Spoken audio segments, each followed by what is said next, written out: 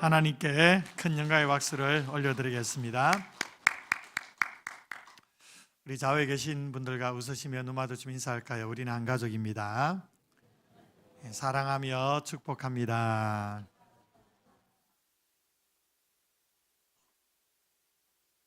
여러분, 돈 좋아하세요? 예, 솔직하게 답해 주셔서 너무 감사합니다. 아닌 척 하시는 분들이 가끔 있어가지고, 예, 돈이 참 좋죠. 돈이. 예. 돈을 많이 벌고 싶어요? 적게 벌고 싶어요? 예, 될 수 있는 많이 벌고 싶죠. 자, 그러면 돈이 많으면 행복할까요? 아니면 행복하지 않을까요? 예, 사람들은요, 이 행복한 삶에 이 돈이 직결된다고 생각을 많이 합니다. 그러니까 돈이 많으면 행복하고 돈이 없으면 불행하다 이렇게 여기죠. 그래서 돈 많으면 잘 사는 것이고 돈이 없으면 못 산다라고 얘기를 합니다. 여러분, 정말 그럴까요? 돈이 많으면 행복할까요? 돈이 없으면 불행하게 되는 걸까요? 그렇지 않습니다. 어느 정도 영향은 될 수 있지만 돈 자체가 행복에 직결되는 것이 아닙니다. 돈으로 사람은 살 수 있지만 그 사람의 마음을 살 수는 없습니다. 돈으로 화려한 집을 살 수는 있어도 행복한 가정은 살 수가 없습니다. 돈으로 좋은 침대는 살 수 있을지라도 돈으로는 달콤한 잠을 살 수는 없습니다. 돈으로 좋은 음식은 살 수는 있어도 식욕은 살 수가 없죠. 돈이 있으면 성대하게 장례식을 치를 수는 있는데 행복한 죽음은 살 수가 없습니다. 돈은 인간에게 꼭 필요한 겁니다. 그러나 돈만 가지고는 인생에서 가장 가치 있고 진정으로 만족스러운 것은 살 수가 없는 겁니다. 여러분에게 있어서 돈은 무엇입니까? 이 돈이 여러분의 인생에 어떠한 의미를 지니고 있습니까? 이 질문에 대한 답이 여러분의 삶의 행복과 불행을 결정하게 될 것입니다. 돈은 행복의 통화입니다. 그러나 돈 자체가 행복을 보장해 준다는 것은 아닙니다. 돈에 대한 성경적인 바른 가치관을 가지고 그 가치관의 삶을 적용할 때에 비로소 그 돈이 행복의 통화가 될 수가 있습니다. 오늘 함께 읽은 말씀을 통해 우리가 이것을 배워가기를 원합니다. 먼저 우리가 돈으로 행복하기 위해서는 자족하며 살아가야 됨을 말씀해 줍니다. 본문 5절에 보면 마음이 부패하여지고 진리를 잃어버려 경건을 이익의 방도로 생각하는 자들의 다툼이 일어난다라고 기록하죠. 여기에 보면 경건을 이익의 방도로 생각하는 사람들이 있었다고 말합니다. 이 성경이 기록된 이 시대에도 있었지만 지금도 여전히 있습니다. 그러니까 경건이라는 하나님 앞에서의 정말로 귀한 가치를 자신의 물질적인 수단으로 이용하는 사람들이 있다는 거예요. 요즘식으로 말하면 종교 장사꾼들이라는 겁니다. 경건을 얘기합니다. 기도를 얘기하고 예배를 얘기하고 충성을 얘기하고 헌신을 얘기하고 사랑을 얘기하지만 그 이면에는 돈을 더 얻고자 하는 이 돈에 중독된 마음이 있는 거예요. 진리와 함께 기뻐야 되는데 진리를 빙자해서 돈과 함께 기뻐하는 사람들인 겁니다. 그런데 이렇게 경건을 이익의 방도로 굳이 사용하지 않아도 경건 자체에 큰 이익이 있음을 6절에서 바울이 말씀하고 있습니다. 바울은 우리가 살아가면서 이익을 추구해서는 안 된다라고 말하지 않습니다. 오히려 더 큰 이익을 추구하라고 합니다. 그 더 큰 이익이 바로 경건에 있다는 겁니다. 돈보다 경건이 더 유익이 된다는 거예요. 경건이 무엇입니까? 바로 하나님을 가까이 하고 하나님을 가까이 모시는 것입니다. 하나님과 함께함으로 하나님이 원하시는 뜻대로 살아가는 삶의 모습이 바로 경건입니다. 그러면 경건이 우리에게 주는 큰 이익이 무엇일까요? 경건이 우리에게 큰 돈을 벌여다 주는 것이 아닙니다. 그러나 경건이 분명히 우리에게 큰 유익을 주는데 그것이 바로 자족하는 마음을 가지게 한다는 겁니다. 여기 보면 자족하는 마음이 있을 때 경건이 큰 이익이 된다고 했죠. 자족하면 경건의 큰 이익을 맛본다. 그리고 이 경건의 이익을, 그 유익을 누리니까 또한 자족하게 되는 겁니다. 반대로 말하면 자족하는 마음이 없으니까 경건을 도구로 해서, 경건을 이용을 해서 다른 이득을 취하려고 한다는 겁니다. 자족이 뭘까요? 자족이라는 것은 지금 주어진 것에 만족하며 감사하는 삶을 말합니다. 돈이 많은 환경이든 돈이 적은 환경이든 어떤 외부적인 환경에 상관없이 마음의 행복을 유지하는 상태가 자족입니다. 바울은 어떠한 행편이든지 나는 자족하기를 배웠노니 나는 비천에 처할 줄도 알고 풍부에 처할 줄도 알아 모든 일 곧 배부름과 배고픔과 풍부와 궁핍에도 처할 줄 아는 일체의 비결을 배웠다라고 고백을 했습니다. 그러니까 바울이 돈이 많아서 부자이더라도 목에 힘주고 교만해지면서 그렇게 살지도 않았고, 돈이 적다고 해서 막 주눅들고 그렇게 사람들의 눈치 보면서 살지 않았다는 겁니다. 어떤 환경에도 영향을 받지 않고 바울은 행복하게 만족하며 살았다는 겁니다. 그렇게 했던 비결이 뭡니까? 바울은 그 뒤에 빌립보서 4장 13절에 이렇게 말씀하죠. 내게 능력 주시는 자 안에서 내가 모든 것을 할 수 있다라고 고백했습니다. 바울은 예수님이 함께 하시기 때문에 가난하든지 부유하든지 어떤 환경에도 영향을 받지 않고 행복을 누릴 수 있음을 고백합니다. 이런 점에서 자족의 비결은요, 주님으로 만족하는 겁니다. 예수님 때문에 만족하는 사람, 예수님만으로도 충분하다 생각하는 그런 사람이 자족하는 삶을 살 수가 있는 거예요. 그러면 자족의 반대말이 뭘까요? 그것이 바로 탐욕입니다. 탐욕. 탐욕은요, 언제나 자신의 삶에 대한 불만족에서 오는 겁니다. 여기서 오해하시면 안 됩니다. 우리 그리스도인들이 경제적인 부를 추구하는 것 자체를 탐욕이라고 말하는 것이 아니라는 거예요. 그리스도인들이 정상적인 경제 생활을 통해 부를 누리는 것에 대해 예수님은 반대하시는 분이 아닙니다. 무조건 부자를 제약시하지 않습니다. 본래 자본주의의 방식은 어떻습니까? 최소의 투자로 최대의 이익을 창출하는 게 기본 개념이지 않습니까? 성경은 돈을 버는 비즈니스를 하지 말라라고 하든지 투자를 해서는 안 된다라고 말하지 않습니다. 투자를 어떻게 하면 되는지 지혜를 가르쳐 주기도 합니다.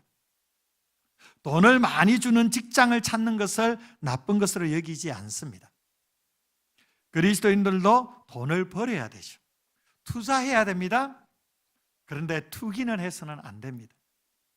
더 좋은 조건의 직장을 선택하는 게 나쁜 게 아닙니다. 그러나 잘못된 직장에서 잘못된 방법으로 돈을 버는 것은 나쁜 것입니다.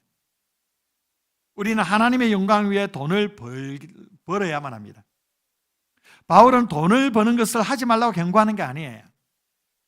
하나님의 영광에는 관심을 두지 않고 오직 돈 하며 탐욕을 채우고 사치하기 위해서 부자가 되겠다는 것이 잘못이라는 거죠. 우리가 탐욕을 버리고 자족하면 늘 행복할 수가 있습니다. 왜 우리는 그럼 탐욕을 버리고 자족해야 됩니까? 우리가 탐욕을 추구하지 말고 자족해야 될 이유들을 오늘 본문에서 계속 소개해 주고 있습니다. 먼저 7절입니다. 7절에 보면 우리가 세상에 아무것도 가지고 온 것이 없음에 또한 아무것도 가지고 가지 못하리니, 우리가 이 세상에 올 때에 아무것도 가지고 온 것이 없습니다. 마찬가지로 이 세상을 떠날 때도 아무것도 가지고 가지 못할 것입니다. 이것을 한자성어로 뭐라고 합니까? 공술의 공수거라고 얘기하죠. 빈손으로 세상에 왔다가 빈손으로 가야 하는 것이 우리의 삶이라는 겁니다. 욥은 어떠합니까? 욥은 10남매가 태풍으로 집이 다 무너져서 몰사했습니다. 그리고 그 많은 재산이 다 약탈당하고 벼락맞아 없어져 버립니다. 이러한 처참한 환경에서 욥이 어떻게 하나님을 찬양했습니까? 욥기 1장 20절에 보면 이르되 내가 모태에서 알몸으로 나왔사온즉 또한 알몸이 그리로 돌아가올지라. 주신 이도 여호와시오 거두신 이도 여호와시오니 여호와의 이름이 찬송을 받으실지니이다. 현대인의 성경에서는 이렇게 번역했습니다. 내가 태어날 때 아무것도 가지고 온 것 없었으니 죽을 때도 아무것도 가지고 가지 못하리라. 그는 모든 것이 사라진 그 순간에도 내가 빈손 들고 왔기 때문에 지금 빈손이 된 것을 원망하지 아니한다는 겁니다. 오히려 하나님을 찬양하고 있습니다. 여러분, 어느 누구도 예외 없이 모두가 빈손 들고 왔다가 빈손 들고 가는 거예요. 삼성 이건희 회장도 그가 죽었을 때 그 많은 재산 가지고 가지 못했습니다.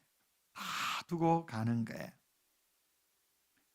오래전 제 어릴 적에 아주 좀 인기 있었던 가요가 하나 있었어요. 그게 뭐냐면 김국환의 타타타라는, 여러분 아십니까? 예. 저는 그때 그 가사가 무슨 의미인지 모르고 막 그냥 부르고 제꼈는데, 그 가사에 이런 가사가 있잖아요. 산다는 게 좋은 거지 수지 맞은 장사잔소 알몸으로 태어났다 옷 한 벌을 건졌잖소. 알몸으로 태어났는데 옷 한 벌을 걸친 게 뭘 걸친 겁니까? 수의를 거쳤다는 거예요. 수의. 알몸으로 왔는데 옷 한 벌 벌었으니까 수지 맞은 인생 아니냐, 뭐 이런 얘기인데, 아주 인생을 낙관적으로 보는 것 같지만 사실은 염세주의적인 정서가 흐르는 노래 가사죠. 아무도 빈손 들고 와서 빈손 들고 가는 인생이 다 우리 인생이에요. 아무도 뭐 재산 들고 가지 못합니다. 남자들의 정장 옷을 보면 주머니가 아래 위로 해서 10개 정도 된다고 합니다. 제가 세어봤더니 제 양복은 10개가 아니고 9개더라고요. 밑에 바지에는 앞뒤로 4개가 있고, 그리고 위에는 한 5개 되더라고요. 10개 있는 사람도 있겠죠. 그래서 우리 남자분들이 이 10개나 되는 주머니를 다 채워나가기 위해서 온갖 노력을 다 하고 살아가는데, 관 속에 들어갈 때는 어떻습니까? 주머니 하나 없는 수의 옷을 입고 가는 거예요. 왜 수의에 주머니가 없습니까? 한 푼도 가지고 갈 수 없기 때문이에요. 가지고 갈 수 있다면 한 수의에 그 주머니가 한 50개, 100개는 돼야 되지 않겠습니까? 하나도 없어요. 우리는 세상에 들어올 때 빈손으로 온 것처럼 세상에서 나갈 때도 빈손으로 나가는 존재입니다. 그러하기에 영원히 소유할 수 없는 돈의 마음을 빼앗기고 살아가는 것만큼 불행한 일이 없어요. 인간의 불행이 어디서부터 주어지는지 아십니까? 영원하지 않는 것을 영원한 것으로 생각하고요. 반대로 영원한 것을 영원하게 생각하지 않을 때에 거기에 인간의 불행이 있는 겁니다. 우리의 이 고귀한 인생을 하나님의 영광과는 관계없이 영원하지 않는 이 돈만 버는 일에 낭비하지 말고 하나님이 주신 것에 자족하며 사는 것이 참된 행복이라고 우리에게 가르쳐 주는 겁니다. 또 한 가지 우리에게 가르쳐 줍니다. 8절에 보니까 우리가 먹을 것과 입을 것이 있은즉 족한 줄로 알 것이니라 라고 얘기합니다. 여러분, 우리의 삶이 굉장히 복잡한 것 같은데 실제 좀 통찰해 보면 굉장히 단순합니다. 우리에게 정말로 많은 것들이 필요한 것 같은데 예수님께서 우리에게 기도하라고 하신 기도는 일용할 양식이에요. 오늘 하루 주어진 그 양식이 나의 삶의 전부인 거예요. 사실은 내일 주어질 양식은 우리의 것이 아닌 거예요. 그렇게 생각해보면 우리의 삶은 굉장히 단순합니다. 우리에게는 먹을 것과 입을 것이 있으면요 얼마든지 감사하며 살 수 있다라고 사도 바울이 가르쳐 주는 겁니다. 삶에 필요한 정도만 있으면 자족할 수 있다라는 거예요.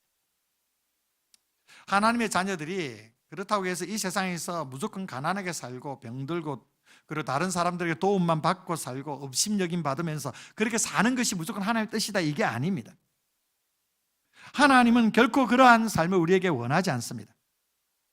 우리의 육신의 자녀들이 너무도 복되게 건강하게 풍요롭게 살아가기를 부모로서 원하는 것처럼 하나님은 우리가 정말로 축복된 삶을 살아가기를 원하시는 것이죠. 하나님의 자녀들은 온 천지 만물을 창조하시고 소유하신 그 하나님의 자녀들이기 때문에 우리는 이 땅에서 정말로 복되게 행복하게 살아갈 수가 있습니다. 주님께서 우리를 부르실 때 너는 복이 될지다, 아브라함에게 그렇게 말씀하셨듯이 우리에게도 동일하게 너는 복이 될지라고 얘기했습니다. 내가 복을 받을 뿐만 아니라 다른 사람들에게 복을 나누어주는 사람으로 살기를 원하신다라는 겁니다. 그래서 하나님은 우리를 축복하십니다. 그런데 우리가 이 땅에 살아갈 때 어떠합니까? 때로는 부유할 때도 있지만 가난할 때도 있어요.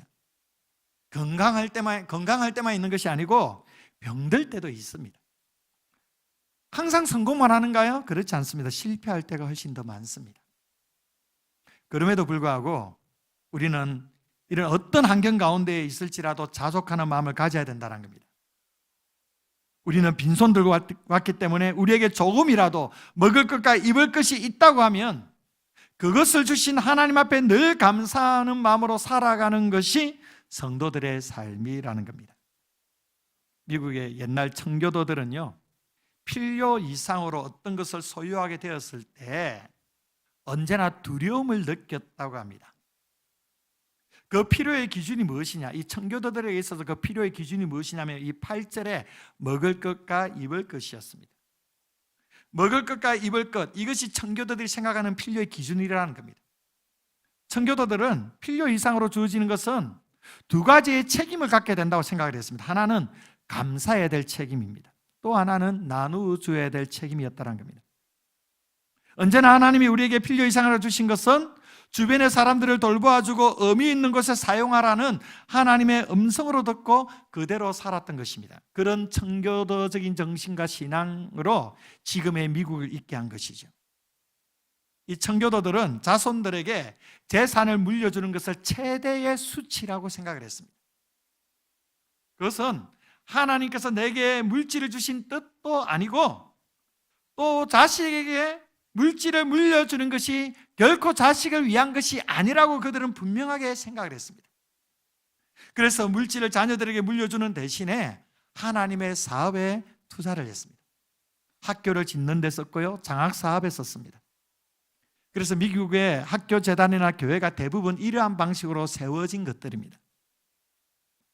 돈이 주는 행복은 더 모으는 것에 있는 것이 아니고요, 자신에게 주어진 재산의 규모가 어떠하든지 그 있는 것을 족하게 여길 때에 주어지는 것입니다. 우리는 이것을 잊어서는 안 되는 것입니다. 자족할 때, 주어진 것에 자족할 때 행복이 있습니다. 바울은 우리가 이렇게 자족할 줄 알아야 행복하다는 것을 말하면서 또한 돈을 바로 사용할 때에 행복할 수 있다라고 자선하며 사는 것이 행복임을 오늘 본문에서 가르쳐주고 있습니다. 이 자선에 대해서 먼저 꺼내기 전에 돈을 사용함에 있어서 중요한 원리들을 하나하나 제공을 해주는데요, 우선 먼저 돈을 사랑하지 말라라는 거예요. 우리 10절을 한번 볼까요? 10절을 함께 읽습니다. 시작. 돈을 사랑함이 일만하게 뿌리가 되나니 이것을 탐내는 자들은 미혹을 받아 믿음에서 떠나 많은 근심으로서 자기를 찔렀도다. 아멘. 여러분, 돈 자체가 악입니까? 그렇지 않습니다. 돈은 선한 것도 아니고 악한 것도 아닙니다. 가치 중립적입니다. 무엇이 악이라고 말합니까? 돈을 사랑하는 것. 돈을 사랑하는 것이 일만 악의 뿌리, 일만 악의 뿌리라는 것은 모든 악의 근원이 돈을 사랑하는 데 있다는 겁니다. 여러분, 돈은 사랑의 대상이 아닙니다. 돈은 결코 인격체가 아닙니다. 여러분, 인격체가 아닌 것에 대해 사랑을 하면 공허할 수밖에 없습니다. 돈은 사랑의 대상이 아니에요. 돈을 사랑하고 돈에 집착하는 순간 구절의 현상이 나타나요. 구절에 보면 우리 구절을 읽어볼까요? 시작. 부하려 하는 자들은 시험과 올무와 여러 가지 어리석고 해로운 욕심에 떨어지나니 곧 사람으로 파멸과 멸망에 빠지게 하는 것이라. 아멘. 여기에 부하려 하는 자들이 나오죠. 여러분, 지금보다 더 잘 살고 싶다는 욕구가 잘못된 걸까요? 부자가 되고 싶어서 노력하는 것이 문제가 있다는 겁니까? 그런 게 아니에요. 여기서 부하려 하는 자들은 자족함이 없고 계속해서 더 많이 가지고자 하는 욕망 속에 살아가는 사람들입니다. 결국 돈을 사랑하는 사람이에요. 이들에게는 만족이 없습니다. 계속 욕망을 자극하니까 계속 자기 스스로를 불행하게 생각하는 겁니다. 그 결과 어떻게 됩니까? 시험과 올무와 여러 가지 어리석고 해로운 욕심에 빠집니다. 더 나아가 파멸과 멸망에 이르게 된다라고 말합니다. 돈을 사랑하고 돈에 너무 집착하니까 돈밖에 생각하지 않으니까 사람이 막 돌아버리는 거예요. 좀 썰렁한 유머를 썼습니다. 돈 때문에 사람들이 건강을 잃어버리기도 하죠. 돈 때문에 가족들과 원수처럼 지내기도 합니다. 관계가 파괴되어 버립니다. 이것이 돈을 사랑함의 결과입니다. 자기가 원했던 돈은 주어질지언정 주변의 모든 상황은 다 황폐해져 버립니다. 이렇게 돈을 사랑하게 되면 10절 후반절을 보니까 이것을 탐내는 자들은 미혹을 받아 믿음에서 떠나 많은 근심으로 자기를 찔렀다라고 얘기합니다. 돈을 사랑하게 되면 제일 큰 문제가 뭡니까? 믿음에서 떠나게 되어 있다는 겁니다. 그렇게 되면 모든 것을 잃어버리고 결국 다 잃어버리고 많은 근심으로 찔림을 받게 된다는 겁니다. 여러분, 돈을 사랑하는 것과 믿음은 함께 양립할 수 없는 거예요. 여러분들이 돈을 사랑하는 그 마음을 믿음으로 연결하려고 하지 마세요. 연결되지 않습니다. 돈을 사랑하고 거기에 집착하면 반드시 믿음으로부터 멀어지게 되어 있습니다. 그래서 예수님께서 사람은 두 주인을 섬길 수 없다고 했습니다. 하나님을 섬기든지 돈을 섬기든지. 사람들에게는요, 돈은 더 이상 물질이 아닙니다. 숭배의 대상이 되었습니다. 돈을 사랑하면 결국 하나님으로부터 멀어진다는 겁니다. 그러면서 온갖 근심과 염려가 내 삶을 찔러버립니다. 고통스럽습니다. 성경에 보면 물질 때문에 망한 사람들이 얼마나 많습니까? 구약에 아간이 그랬죠. 신약에 가룟 유다가 그랬습니다. 아나니아와 삽비라가 그러합니다. 그런데 이것은 성경 속의 이야기만이 아닙니다. 이 세상 역사 가운데 계속 일어나는, 결코 없어지지 않는 그러한 모습입니다. 지금도 이 돈 문제 때문에 자기 자신뿐만 아니라 가정이 송두리째 무너지는 경우들이 얼마나 이 세상 가운데 비일비재하게 나타납니까? 모든 악의 그런 범죄의 뿌리에 돈이 도사리고 있습니다. 믿지 않는 사람들만 그런 게 아니라 불행하게도 믿는 사람들의 가정 안에서도, 그 믿는 사람 가운데서도 이런 일들이 일어나고 있습니다. 여러분, 분명히 기억하십시오. 돈을 사랑하면 망하게 되어 있습니다. 돈을 사랑하게 되면 예배 생활에도 실패할 수밖에 없습니다. 돈을 사랑하면 제대로 헌금 생활도 할 수도 없고, 돈을 사랑하게 되면 11조 생활 제대로 할 수가 없습니다. 돈 앞에 다 무너져 내리는 거예요. 벌벌 떨게 되는 거죠. 돈을 사랑하면 말씀대로 살 수가 없습니다. 돈을 사랑하면 하나님과 교제도 끊어집니다. 이렇게 돈을 사랑하면 믿음에서 떠나게 되고요, 결국 우리의 영혼이 파멸될 수밖에 없는 겁니다. 그러므로 여러분, 돈은 믿어서도 안 되고요, 더더욱 사랑해서도 안 됩니다. 사모해서도 안 됩니다. 돈의 노예가 되어서도 안 되고요, 돈으로부터 우리는 자유할 수가 있어야 됩니다. 그러므로 돈을 많이 가진 것 자체는 죄가 될 수는 없지만 돈을 사랑하는 것이 일만하게 뿌리가 되는 것입니다. 이것은 부자들에게만 하는 말이 아닙니다. 가난한 자들에게도 동일합니다. 가난한 자들이라고 해서 이것을 피할 수가 있습니까? 그렇지 않아요. 돈에 대한 탐심은 가난한 자든 부한 자든 다 똑같다라는 거죠. 돈에 대한 탐심은요, 이렇게 믿음에서 떠나가야 하고 많은 근심과도 고통을 받게 합니다. 바울은 여기서 많은 근심을 찌르는 가시처럼 우리를 괴롭히는 고통스러운 것이 돈이라고 얘기하는 거예요. 돈에 대한 욕심은 우리를 부유하게 하는 것이 아니고 이렇게 우리를 찌르는 가시가 되어 괴롭히게 합니다. 이것이 바로 부의, 돈의 함정입니다. 이 돈의 함정에 빠지면 헤어나가기가 힘듭니다. 그래서 돈을 사랑하지 말아야 됩니다. 또 두 번째로 얘기합니다. 17절에 보면 내가 이 세대에서 부한 자들을 명하여 마음을 높이지 말라라고 얘기합니다. 바울이 특별히 부한 자들, 부자들에게 이 명령을 하고 있는데 돈 때문에 마음을 높이지 말라, 마음을 낮추라 이렇게 말씀하죠. 교만하지 말라라는 거예요. 돈이 사람들에게 주는 매력이 뭡니까? 돈이 있으면 힘이 생기는 거예요. 자본주의 사회에서는 돈이 곧 권력입니다. 그래서 돈이 많으면 우월의식이 자리 잡게 됩니다. 어깨에 힘이 막 생겨지게 되는 거예요. 그래서 돈이 없는 가난한 사람들을 업신여기고 교만해지기가 쉽습니다. 왜 돈 때문에 교만해질까요? 왜 돈 때문에 막 우월의식을 가지게 될까요? 자기를 오해하고 특별히 돈에 대해서 오해하기 때문입니다. 여러분, 우리 자신은 주인이 아닙니다. 하나님이 주신 이 돈을 관리하는 청지기에 불과합니다. 이 돈이라는 것은, 부라는 것은 우리의 소유라고 생각해서는 안 됩니다. 하나님이 맡기신 하나님의 재산이라는 겁니다. 이 부는 하나님이 내게 주신 특별한 은혜입니다. 각자 주어진 은혜가 있는 거예요. 그 부가 얼마나 많든 적든 상관없이 우리는 청지기로 겸손하게 그 돈을 관리해야 되는 거예요. 그것을 통해 하나님의 영광을 드러내야 되는 것입니다.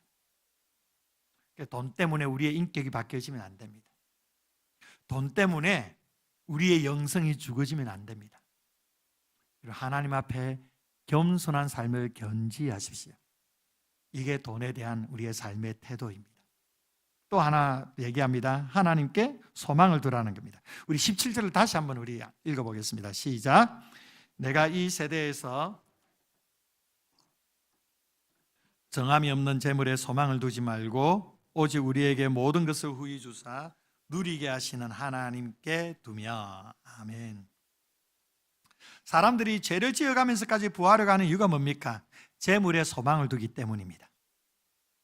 재물이 자신의 삶에 안정감을 주고 미래를 보장해 준다고 생각하기 때문입니다. 그래서 자꾸 욕심을 부리는 거죠. 하나님은 우리에게 쓸 것을 채워주신다고 약속하십니다. 그리고 누리게도 하십니다. 그런데도 우리는 욕심을 채우려고 애를 쓰고 있어요. 하나님은 우리의 쓸 것을 채워주시지만 우리의 욕심까지는 채워주시지 않습니다. 왜 우리가 그렇게 기도해도 하나님 다 안 주시는 걸까요? 다 안 주시는 게 맞는 거예요. 왜냐하면 거기에는 우리의 욕심이 도사릴 수 있기 때문입니다. 여러분, 우리의 소망은 재물에 있지 않습니다. 오늘 이 말씀에 재물의 특징에 대해서 얘기하는데 정함이 없다라고 얘기합니다. 정함이 없다. 영원하지 않다라는 겁니다. 조금 전에 말씀했지만 인간의 불행은 영원하지 않는 걸 영원하게 생각하기 때문에 불행한 거예요. 돈을 영원한 것처럼 생각하니까 집착할 수밖에 없는 거죠. 돈은 결코 영원하지 않습니다. 오직 주님만이 영원한 분이십니다. 그래서 주님만이 우리의 소망인 겁니다. 잠언 23장 4절과 5절에 보면 재미있는 말씀이 있습니다. 우리 함께 또 읽어볼까요? 자, 시작. 부자 되기에 애쓰지 말고 내 사사로운 지혜를 버릴지어다. 내가 어찌 허무한 것에 주목하겠느냐. 정령이 재물은 스스로 날개를 내어 하늘을 나는 독수리처럼 날아가리라. 아멘. 부자 되기에 애쓰지 말라. 그러면서 이 돈이란 게 정말 허무한 것이다. 여기에 니네들이 애를 쓸 필요가 있느냐. 왜 그렇습니까? 이 재물을 가리켜서 하늘을 나는 독수리처럼 날아가 버린다고 얘기합니다. 우리 주변에 다 보지 않습니까? 물질 날아가는 거 한번 보세요. 그렇게 한평생 모았던 물질이 한순간에 다 날아가는 일들이 얼마나 많이 나타납니까? 그래서 정말 삶의 허무함과 허탈함을 느끼지 않습니까? 아무리 아껴도 하나님께서 날려버리면 날아가 버리는 거예요.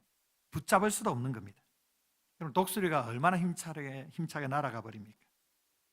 돈은 독수리처럼 날아가 버리는 것이기 때문에 결코 돈이 내 삶을 보장해 주지 않습니다. 나의 미래를 보장해 주지 않습니다.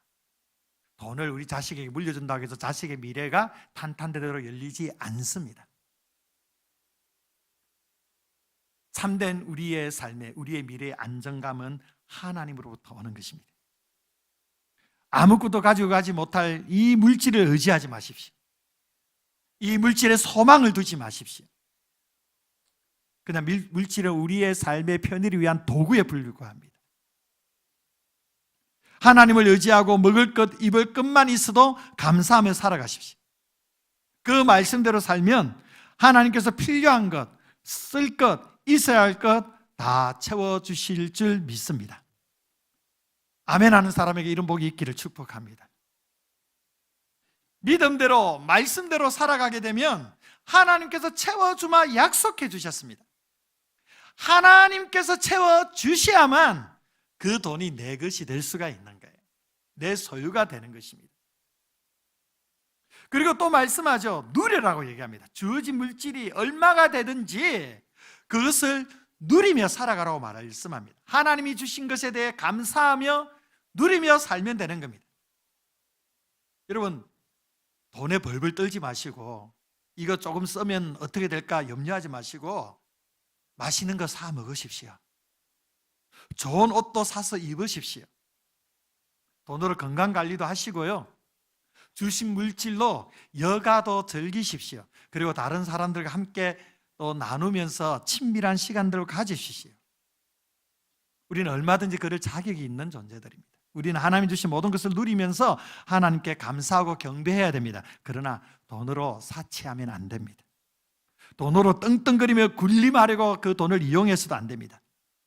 무엇보다도 돈이 최고라고 생각하면서 돈에 소망을 두어서는 안 되는 것입니다. 우리는 하나님께 희망을 걸고 하나님이 주신 것을 오늘 내가 누리며 살아갈 때 그 물질의 행복을 누리게 될 것입니다.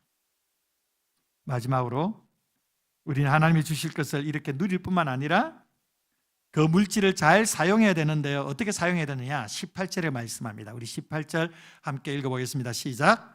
선을 행하고 선한 사업을 많이 하고 나누어 주기를 좋아하며 너그러운 자가 되게 하라. 아멘. 진정한 부자는요, 돈을 모아두는 사람이 아닙니다. 돈을 은행에 모아두는 그 시간은 그 돈이 내 것 같지만 사실 은행 겁니다. 은행 것. 그렇지 않습니까? 예. 돈을 선한 일에 사용할 때 그 돈이 내 것이 되는 겁니다. 내가 돈을 많이 모으는 것도 만족이 될 수 있는데 그 돈을 잘 사용하는 것, 특별히 남을 행복하게 하는 일에 사용할 때 그 기쁨이 몇 배나 더 큰 것입니다. 잠언 11장 25절에 이렇게 말씀합니다. 우리 함께 읽습니다. 시작. 구제를 좋아하는 자는 풍족하여 질 것이요 남을 윤택하게 하는 자는 자기도 윤택하여 지리라. 아멘. 자, 이 말씀에서 구제를 좋아하면 더 풍족해진다고 얘기합니다. 이것이 하나님의 법칙입니다. 계속 흘려보낼 때에 계속 채워지는 거예요. 내가 남을 위해 쓰는 만큼 나의 소유가 더 풍성해지는 겁니다. 돈의 가치는 모으는 데 있지 않고요, 흘려보내는 데 있습니다. 우리가 물질에 소망을 두지 않고 오직 하나님께 소망을 두게 되면 우리는 돈의 노예가 아니라 돈을 잘 다스릴 줄 아는 청지기가 될 것입니다. 그리고 우리에게 주어진 돈을 가지고 하나님의 다양한 사역들을, 하나님의 다양한 그 일들을 더 힘차게 더 많이 전개해 나가는 데에 아름답게 흘려보내게 될 것입니다. 여기에 행복이 있는 거예요. 대구 동신교회 원로 장로님이시고 또 영남대학교 경영학 교수님이셨던 박정윤 장로님이라는 분이 계십니다. 아주 참 인자하신 분이신데 이분이 행복한 부자라는 책을 썼는데 이 책에 재무팔복이라는 그런 글이 나옵니다. 제가 읽어드리면 의로운 청직으로 사는 자는 복이 있나니 저의 집에 부요와 재물이 있을 것이며 예산을 생활화하는 자는 복이 있나니 저의 삶이 여유로울 것이며 빚지지 않고 사는 자는 복이 있나니 저는 빚의 근심으로부터 자유할 것이며 모든 일을 죽게 하듯 하는 자는 복이 있나니 저는 유업의 상을 받을 것이며 지혜롭게 소비하는 자는 복이 있나니 저의 가정이 화목하고 번영할 것이며, 저축으로 미래를 준비하는 자는 복이 있나니 저는 불황 속에서도 어려움을 겪지 않을 것이며, 분산 투자를 하는 자는 복이 있나니 저는 위험을 줄여 공경에 빠지지 않을 것이며, 사랑으로 베푸는 자는 복이 있나니 저는 천국 은행으로부터 영원한 배당을 받을 것임이라. 참 좋은 글이에요. 참 돈을 사용하는 지혜가 여기에 다 집약되어 있는데, 특별히 마지막 부분이 인상 깊죠. 우리가 사랑으로 베푸는 삶을 살아가면 영원한 천국에서 배당받게 될 것이다. 바로 구제하고 베푸는 것은 하나님께 투자하는 것이라는 겁니다. 이것이 바로 보물을 하늘에 쌓아두는 거예요. 여러분, 부자가 죄인이 아닙니다. 성경은 부자이기 때문에 죄인이라고 그렇게 말하지 않아요. 욥은 갑부이면서 모범적인 신앙인이었죠. 솔로몬도 하나님의 은혜로 세계 최고의 갑부가 되었죠. 하나님은 온전한 11조를 하면 하늘 문을 여시고 쌓을 것이 없도록 채워주시겠다 약속하셨습니다. 부자가 죄라고 한다면 하나님께서 왜 이런 약속을 하시겠습니까? 하나님은 우리가 풍성한 삶을 살기를 원하십니다. 아리마대 요셉과 니고데모는 자신의 돈을 사용해서 예수님의 장례식의 비용을 썼습니다. 여러분, 우리는 열심히 돈을 벌어야 됩니다. 부자라고 해서 죄인처럼 살 필요도 없습니다. 하나님의 영광을 위해 후하게 바치고 남들의 유익을 위해 후하게 베풀며 살라라는 겁니다. 우리의 인생이 축복의 창고가 되어서는 안 됩니다. 우리의 인생은 축복의 통로가 되어야 됩니다. 이것이 19절 말씀대로 장래에 자기를 위하여 좋은 틀을 쌓아 참된 생명을 취하는 것입니다. 우리가 나누고 베푼 공로로 영생을 취하는 것은 아닙니다. 영생은 하나님의 선물입니다. 그러나 우리가 돈으로 나누고 베풀면 천국 은행에 저축하는 참된 삶을 사는 것이라는 의미입니다. 주어진 돈과 재산이 여러분에게 진정한 행복한 통화가 되기를 원하십니까? 그렇다면 지금 주어진 재물에 대해 자족하는 마음을 가지십시오. 감사하십시오. 부족하더라도 혹여나 마이너스를 하더라도 거기에 감사하십시오. 그리고 하나님께 소망을 두고 주어진 돈으로 의미 있는 일에 흘려보내보십시오. 헌금도 열심히 하시고 구제하는 일에도 열심을 더하십시오.